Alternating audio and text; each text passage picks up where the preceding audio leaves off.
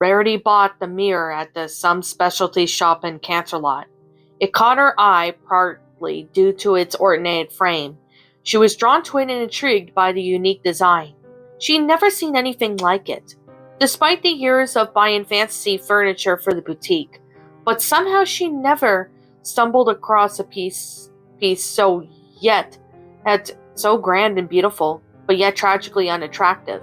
The mirror itself was pristine, the glass sparkling even in the dim light of the shop, but the frame was not monstrous in design. The gray carvings were extremely ugly. Honestly, Rarity was a bit disturbed by them. She couldn't imagine what had driven a supposedly insane pony to take such an ugly frame for such a beautiful mirror. She bought it anyway, allured by the price. Despite the ugly frame, she thought it would look right at home in her boutique. Maybe she would do something about the frame at a later date. Surely there were ponies who could fix it, or maybe she'd surprise every pony by keeping it that way. It was unique, most of the other furniture in her boutique. Rarity placed a mirror somewhere in the bedroom. She planned to put it to display at some point, but she couldn't resist setting up somewhere in private first. She wanted to try it out. Maybe there was something wrong with it. Some reason the shopkeeper only wanted 10 bits for such a beautiful mirror. Even considering the ugly frame, that seemed like a strangely generous price. She studied her reflection. The glass was really perfect, not a single flaw as far as she could see. So why had the shopkeeper had been willing for part less for than half of what was actually worth? Was it stolen? Rarity shook her head. Well, she couldn't do much about it now. She was a busy mare. Orders fill, errands run. She couldn't worry about the possibility of the illegal activities of a shopkeeper all the way in the city. She ran her hoof across the ornate frame. She smiled to herself. Perhaps she was the imperfections that made this mirror so beautiful. As ugly as it was giving Rarity ideas for some new dress patterns. Something bold and creative. Something likes of which Equestria wasn't even prepared for. Her imagination ignited. Rarity trotted off to find her sketch pad. She did not think about the mirror again for the rest of the day. The next morning was rather dreary. It was raining heavily when Rarity woke up, and the world outside tinged gray. She glanced out the window and frowned. How was she supposed to work in this miserable weather? She couldn't see herself finishing that massive order while it was pouring outside, but she didn't have much of a choice. Rarity had to complete this order by the end of the week. She headed to the bathroom. She raised a hoof to her mouth, stifling a yawn. Rain or not, there was a busy day ahead of her. Rarity paused in front of the mirror. She turned to look at her reflection. Squinting in confusion, she could have sworn that she'd seen something in the mirror. A flicker or flash, some secret little movement out of the corner of her eye. Rarity leaned forward, skeptical but a bit worried. She frowned and pressed her hooves against her cheeks. Good heavens! Had her cheeks always been this plump? She certainly didn't remember them being chubby the last time she had looked in the mirror. How strange.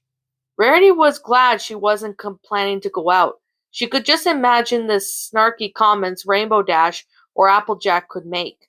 They'd probably tell her to cut down on the ice cream. She backed away from the mirror, the supposed movement partially forgotten. She turned away from her reflection, blushing. Rarity decided to need to focus on the long day ahead. She didn't need to worry about her cheeks, at least for the time being. Yes, she no need to worry. She just needed to stop eating so much ice cream. She didn't look at her reflection for the rest of the day. However, the image of herself, hooves squashed against her own plump cheeks, stayed with her. Her hooves shook a little as she worked, remembering how slightly her cheeks had felt. Rarity crawled into bed in an ungodly hour, having worked until she almost passed out.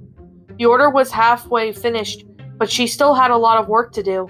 The next day was going to be nightmarish, but if she kept at it, she would be finished by the end of the week. Rarity glanced at the mirror. She hadn't actually finished the new dress pattern, the one based on the mirror frame. For some reason, she simply couldn't produce the image in her head. She couldn't recreate the flawless imperfection that the mirror frame showed her.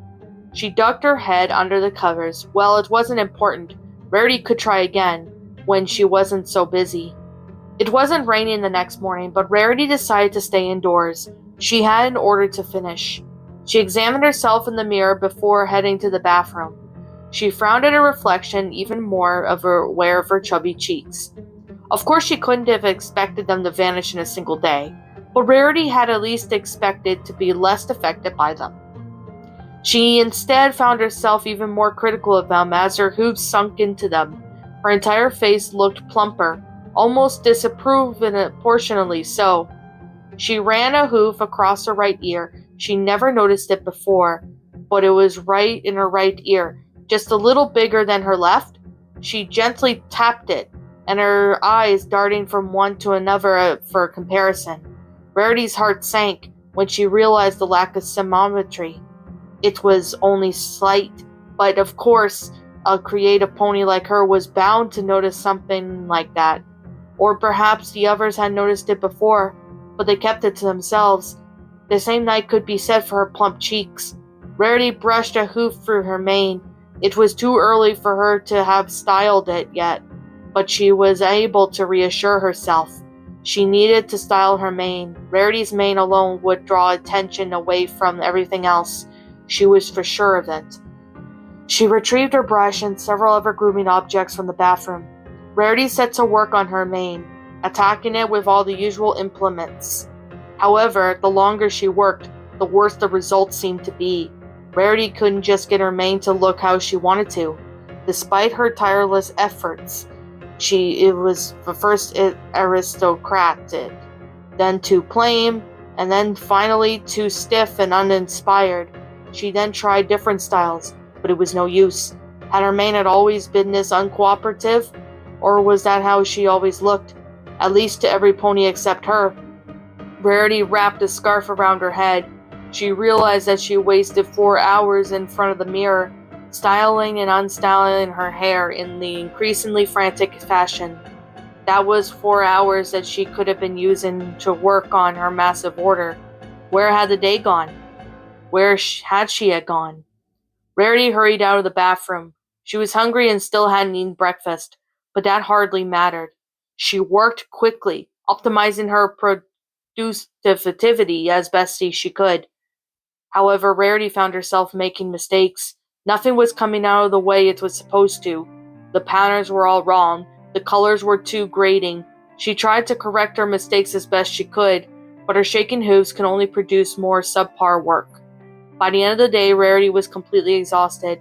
By some miracle, she actually finished most of the order. She just needed one more really good work day, perhaps an all-nighter. Then she could relax for a while, maybe even plan a spa day with her friends. Rarity clutched a scarf around her head. No, she couldn't let her friends see her, not until she figured out what to do with her mane or her plump cheeks or her ears. She couldn't let them laugh at her. Couldn't let them talk behind her back. Rarity was sure had let herself go, hasn't she? They'd probably say, raising their hooves to their mouths and giggling. They are your friends, darling, she reminded herself. They never laugh at you. But how did she know? How did she know that they wouldn't snicker about her when she wasn't around? At the very least, they probably talked about the mismatched ears. They probably didn't want to say anything, but they must have noticed. How long had they known? How much had they concealed from her? Rarity buried herself in blankets. She could already hear the laughter, could imagine their snide comments. Rarity's eyes burned with tears. Rarity could barely bring herself to get out of bed the next morning, but she managed to do. The order. She had to finish the order. If she finished the order, all of her problems would go away. This absolutely wasn't true, but it was enough to get Rarity out of bed. She stood in front of the mirror yet again, examining herself. She needed to know what else was wrong with her, which imperfections her friends had neglected her attention. Rarity recalled the stallion at the bookstore had looked at her. She assumed he was appreciating her beauty and fashion sense, but she realized that he must have noticed her ears and cheeks. He must have been laughing to himself about how ugly she was. Rarity leaned forward. Her eyes weren't at the right size. They were about half an inch too big for her face. one slightly smaller than the other. She nearly burst into tears when she noticed. She'd always loved her eyes and the compliments she'd received because of their vibrancy. But those ponies were just being nice, weren't they? Trying to mislead her so they didn't notice how unattractive her eyes really were. She pressed her hooves against her eyes. She didn't want to look at them.